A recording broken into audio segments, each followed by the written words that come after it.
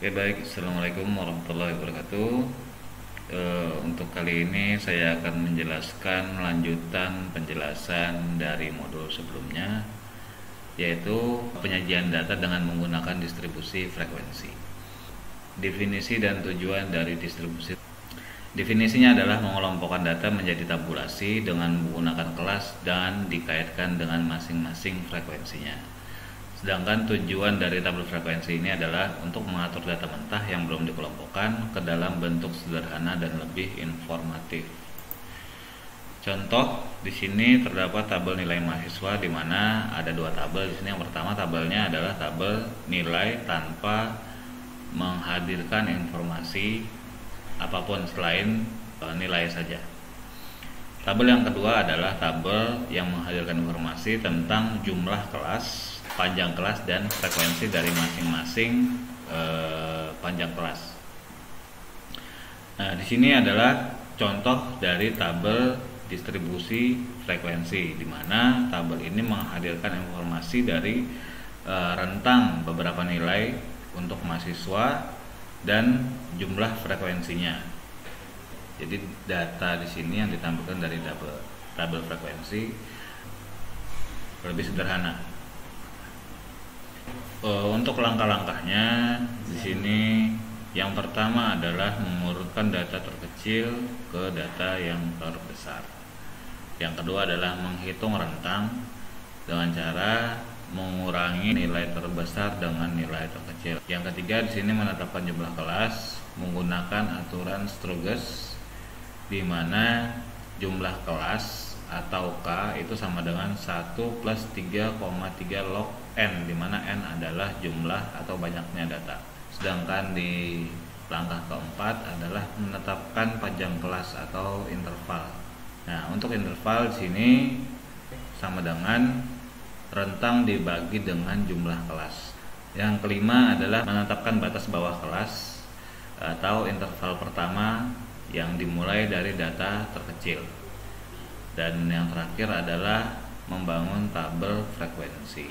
Oke, untuk proses permodelannya di sini saya menggunakan data dari data nilai mahasiswa yang tadi saya telah tampilkan.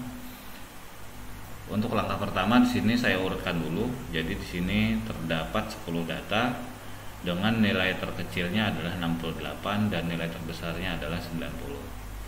Nah, untuk langkah kedua di sini menghitung rentang. Jadi rentang di sini sama dengan nilai terbesar dikurangi dengan nilai terkecil. Jadi 90 dikurang dengan 68 sama dengan 22. Langkah selanjutnya di sini menetapkan jumlah kelas. Jadi jumlah kelas di sini persamaannya adalah K sama dengan 1 plus 3,3 log N, di mana N adalah banyaknya data dalam satu variabel atau satu kumpulan data. Nah, sehingga K di sini sama dengan 1 plus 3,3 log 10, di mana jumlah data tadi adalah 10. Jadi sama dengan 4,3. Jadi pembulatan dari 4,3 adalah 4 karena di bawah 0,5, maka pembulatannya adalah 4.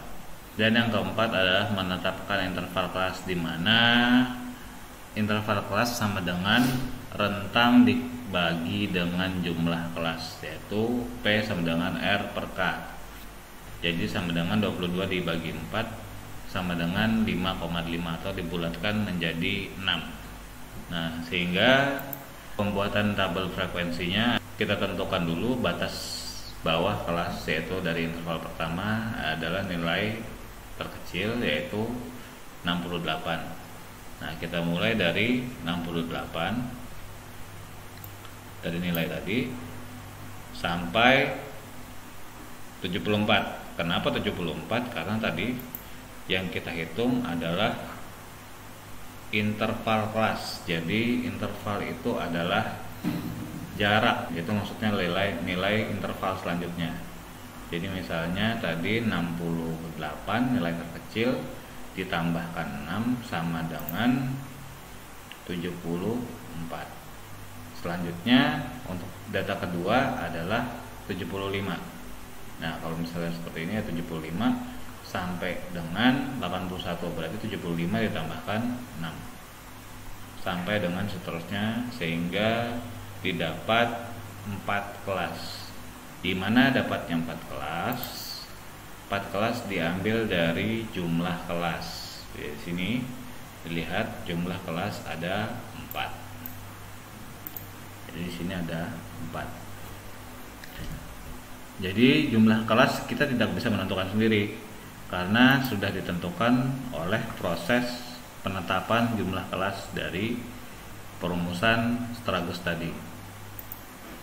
Nah, untuk frekuensi tinggal kita menghitung saja. Misalnya tadi 68 sampai dengan 74 ada berapa nilainya? Kita tinggal menghitung 68 sampai 74. Ada berapa nilainya? Misalnya di sini 1 2 3 4. 4. Nah, selanjutnya, langkah selanjutnya yaitu kita tinggal melakukan hal yang sama dan melakukan perulangan pada proses penghitungan frekuensi atau persentase dari data tersebut. Oke, baik, mungkin itu saja. Jika ada pertanyaan silahkan ditanyakan. Oke, wassalamualaikum warahmatullahi wabarakatuh.